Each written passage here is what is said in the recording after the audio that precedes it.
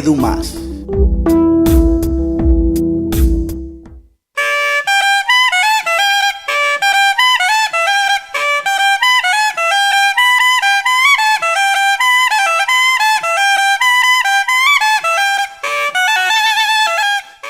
Instituto Municipal de Cultura de Soledad, manteniendo nuestra identidad cultural.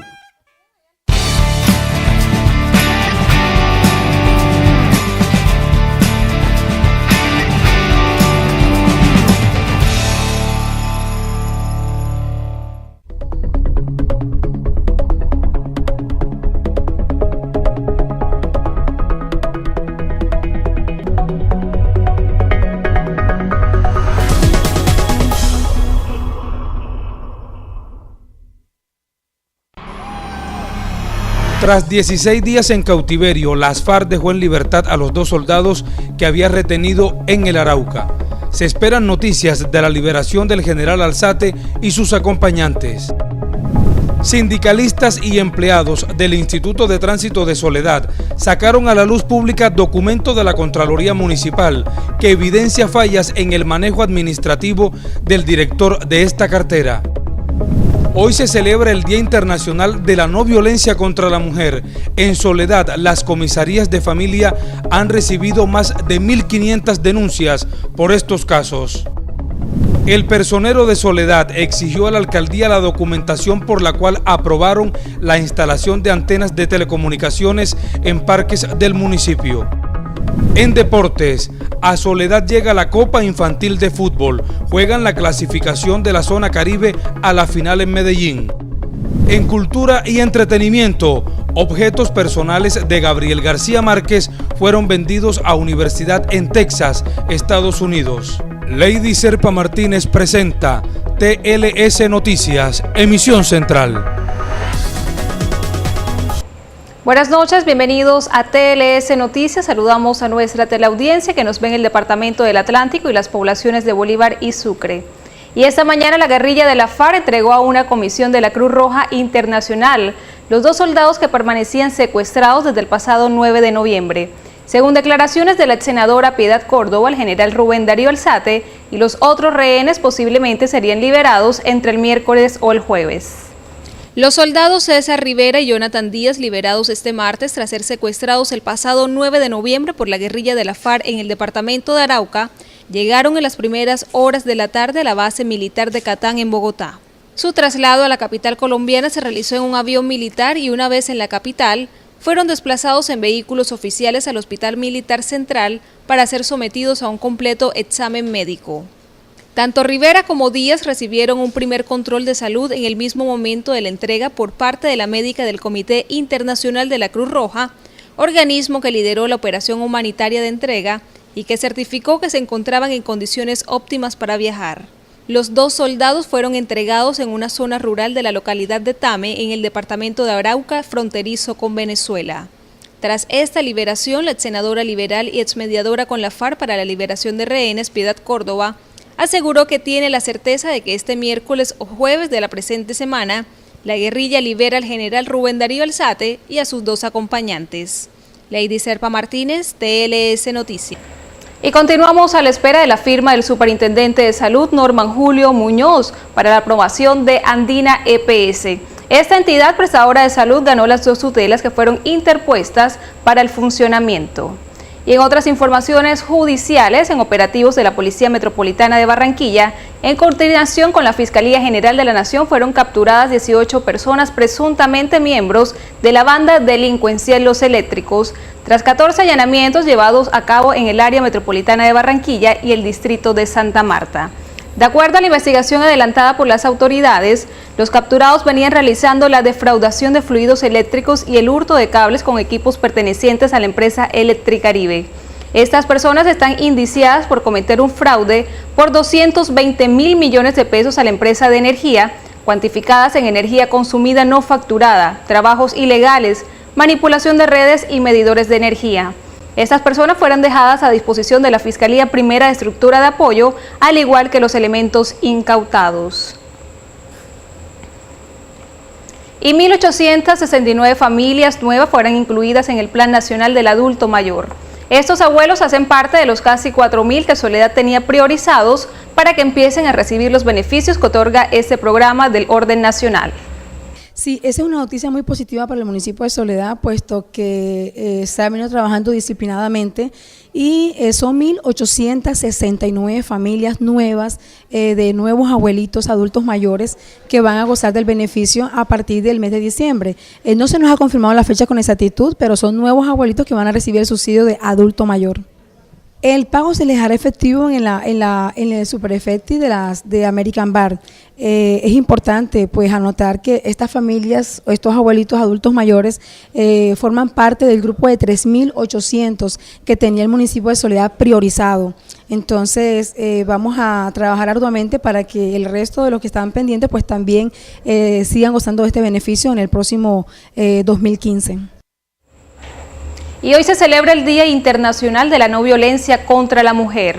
En el municipio de Soledad, las altas cifras de maltrato al género femenino preocupan a las autoridades competentes. Por su parte, las comisarías de familia han recibido hasta la fecha más de 1.500 denuncias por estos casos. Hoy se celebra el Día Internacional de la No Violencia contra la Mujer. Las cifras son alarmantes. Estudios demuestran que el 70% de las personas del género femenino han recibido a lo largo de su vida agresiones físicas, psicológicas o sexuales por parte de su pareja. En Soledad, el personero municipal Leonardo Reales asegura que ante las comisarías han presentado más de 1.500 denuncias este año, pero que en realidad los maltratos son de mayor cuantía, pues muchas mujeres no denuncian. Pero el informe que nosotros tenemos, que proviene de las 3 comisarías de familia que funcionan en Soledad, es que en Soledad existen más de 1.500 denuncias por maltrato intrafamiliar. Y lo peor es que no hay una respuesta por parte de estas comisarías a esa problemática porque no cuentan con la infraestructura necesaria para responder eso. Una de las razones, según Reales, es por la mala ubicación de estas instancias dentro del territorio municipal. Está mal ubicada con respecto a la estructura funcional del municipio. Por ejemplo, en la parte nororiental de Soledad funcionan 2 de las 3 comisarías. Imagínense, ¿cómo sostiene o cómo puede estas comisarías responder a las situaciones que se presentan en los barrios informales de las villas? Fuimos a corroborar esta información a la Comisaría Primera de Familia en Soledad, ubicada en el barrio Hipódromo, quienes nos confirmaron las estadísticas. Bueno, la verdad es que es bastante alarmante los casos de violencia intrafamiliar que atendemos acá en esta comisaría, resaltando que apenas es una de las 3 comisarías que existen aquí en el territorio, en el municipio de Soledad. A la fecha vamos por 504 casos de historias de violencia intrafamiliar que hemos atendido en lo que va corrido de este año. La invitación es para que las mujeres denuncien ante las instancias correspondientes para darle seguimiento a sus casos y que el maltrato hacia la mujer se borre de una vez por todas. Jeffrey Almarales, TLS Noticias. El Sindicato de Trabajadores del Instituto Municipal de Tránsito y de los trabajadores de la Alcaldía de Soledad realizaron un mitin frente a las instalaciones de esta dependencia para protestar por la pésima administración que ha venido desempeñando el director. Estas declaraciones las sustentan con un informe de la Contraloría Municipal donde se evidencian 57 hallazgos. Los problemas con el Instituto de Tránsito de Soledad parecen no acabarse.